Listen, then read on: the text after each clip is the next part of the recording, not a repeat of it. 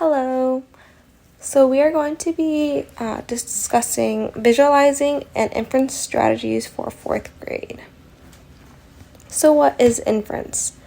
Inference is when you take your background knowledge and context clues from the reading to come up with an idea that is not explicitly stated by the author. Reasonable inferences need to be tied to the text. An example of a reasonable inference would be if the text says, Maria walked into the kitchen and saw that the cookies had been eaten. She frowned and looked around, trying to figure out who had taken them.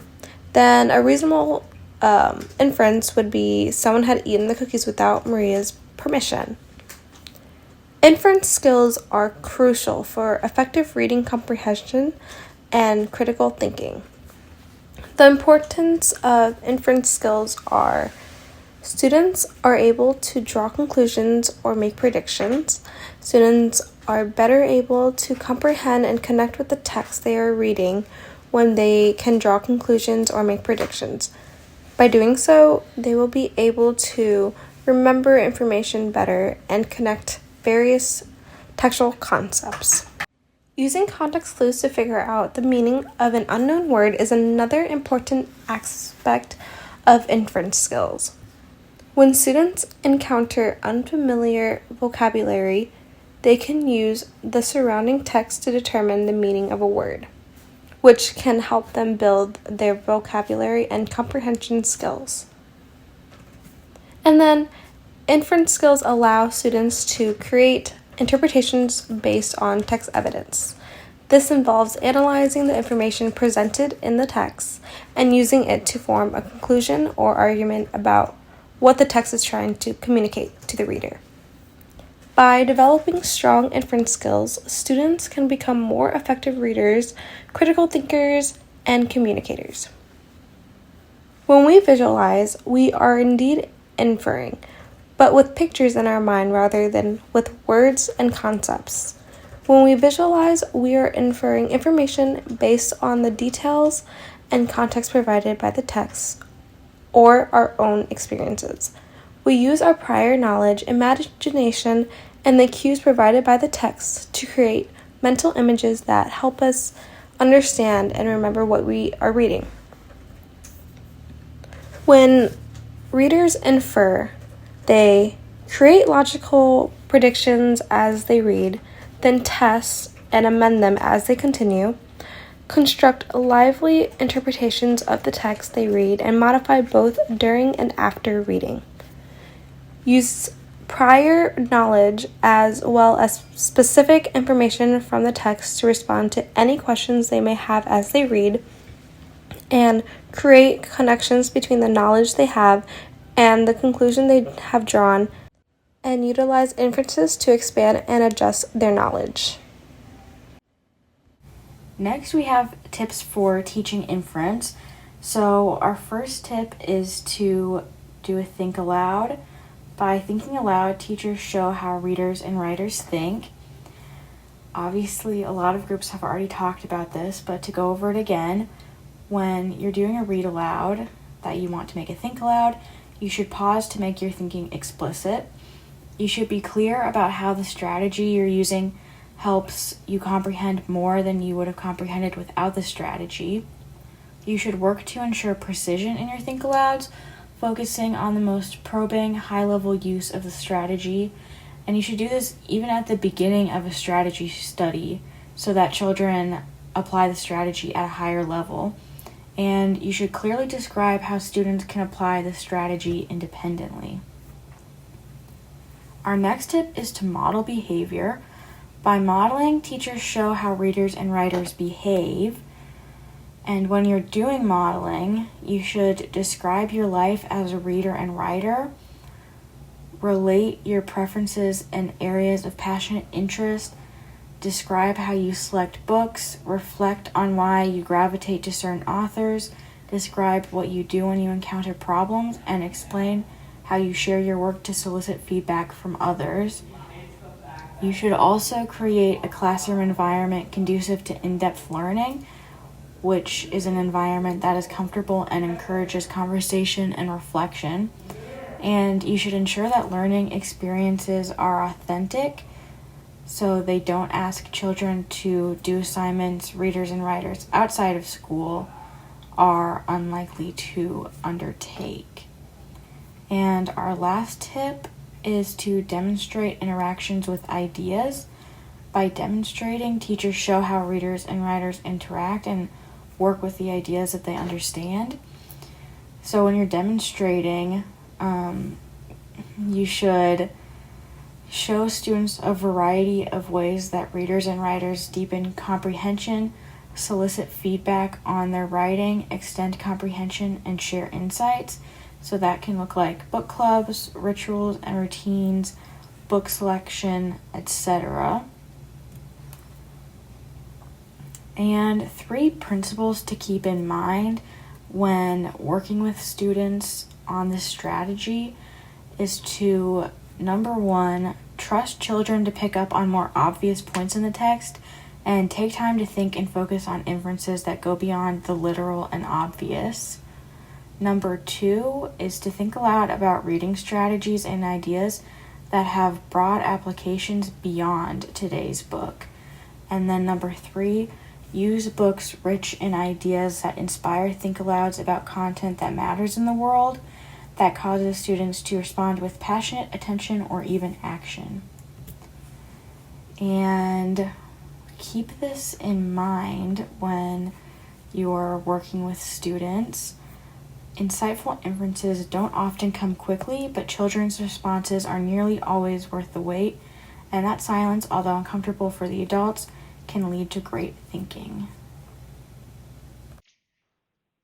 Now we're going to switch over to talk a little bit more about visualizing. Um, Visualizing is when you create pictures in your mind as you read a text to help you understand the story and what's going on within a certain text. Visualizing can help students fill in missing information, use all of their senses to understand text, bring their prior knowledge and merge their prior knowledge and experiences with the text and better understand the dimensions of size, space, and time by kind of conceptualizing what they think is going on in the story. Some strategies for teaching visualization include using wordless picture books. When you use wordless picture books, you're having students use their inference skills by looking at the different visuals that are given and create a story based off of things they see, like facial expressions and things that are going on in the background or the relationship between characters. So starting off by having students kind of analyze the visuals to create a text can help them flip it when they are reading a text and create visuals based on the different descriptors that are included in a text. Another strategy is to use vivid texts. So this could be poetry or just texts that are very descriptive. And using vivid text can really help students create an image, a very vivid image in their mind of what's going on. If it has a lot of descriptors, the students can think more deeply about what an object might look like, feel like, taste like, etc. You can also have students draw comparisons. So this can be done literally. You could have students draw what they think an object or a character in the story might look like, or what's going on in the story. Or you can have them write about prior experiences they've had with similar things that are going on in the text they are reading, so they can kind of draw from their prior experience to create a visual for the text that they're reading. And then you can also have students engage other senses. I think another good way to do this is to use vivid text, and you can have students just kind of close their eyes and think about what their surroundings would be like if they were in the story. What does the environment smell like? If there's a food, what does it taste like? What does an item feel like, etc. Benefits of inferring. One of the benefits of using inference is use prior knowledge and experience to connect unknown facts, which increases critical thinking skills. By using our past or our prior knowledge, students are able to connect what they are now learning to their past, so it solidifies more and will stick with them longer. If a student connects something from their past or themselves to a story that they're reading, they're going to be able to remember it a lot easier and a lot more fluently than other learning about it other ways. Another way of using inferences helps students to create conclusions or situations. We can take a picture book, for an example, and look at the cover. Students can make estimates or guesses or conclusions to what the story is going to be like just by looking at the cover. They can also create an ending for the book, what they think might happen. This is all up to inferring the picture on the book and what they see might happen. Another benefit of making inferences is it helps students to define difficult or unfamiliar words and develop background knowledge in understanding text. For this, it gives students the ability to read something but also acknowledge it as well. By this, I mean if a student comes up to a terminology that they do not quite understand while reading, they can connect their previous knowledge to connect those unfamiliar words and create new meaning for themselves, where they can connect on it in other ways rather than just reading the terminology and not understanding it. When we read, we can choose to limit our interpretations to the literal words of the text, but by doing so, we greatly limit our understanding. By this, not everybody understands something just by reading it or being told something. Some students, in fact, learn better when drawing what they might think it is, drawing what they just heard about or they read. Another way is to critical think inside your head or have an inner voice where you can go over what something might mean or what you think it means. And some people can read it and fully understand it, but it's not the only way to truly understand something. Different ways to incorporate inferring and visualizing for multiple grade levels. One way can be through charades. Using charades in the classroom helps students get a concrete idea of what it means to infer. So for charades, say someone gets a card that says act like a lion. You act like a lion. What does a lion do? Do they smile? Do they growl? You're inferring what a lion looks like and does so the other students can guess what you're acting like. Another way is to create drawings. Using drawings gives students the ability to express what they have difficulty explaining through oral or written words. This can be beneficial for multilingual children who don't speak English very well. And the way this can help them is instead of using terminology they might not understand or able to put in a full sentence, they can draw what they're hearing or reading about. And this gives the children the opportunity to be heard even though they might not be able to say it fully themselves. Another way is think sheets while using text evidence. Using think sheets gives students the ability to break down text and identify themes while supporting these claims with text evidence. The way this works, students can take what they know prior and then build off of it up to what they think it might mean or something might mean. Or they can take what they know and ask questions like, why does something do it this way? Or why does it do that way? Examples of inferring. Visualizing to fill in missing information. Through illustrations and picture books without text, we take clues revealed and combine them with the missing pictures we create in our minds to make meaning. So for reading a picture book without words, this is a great way for students to create their own way of interpreting the book, of what they think something means or what they're seeing in their own head that we might not be seeing in the book. As you can see in the picture, they went through a picture book and they drew what else there is to add, how they connect the whole story together to what they were reading in the book.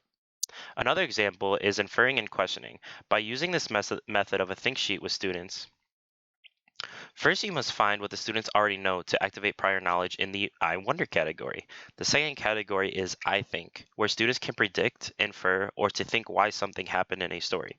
For this, it's a great opportunity for students to connect on prior knowledge and to build off of that knowledge to increase more thinking skills for themselves. Thank you so much for watching, and if you have any questions, please hold on to them and we can discuss them in class.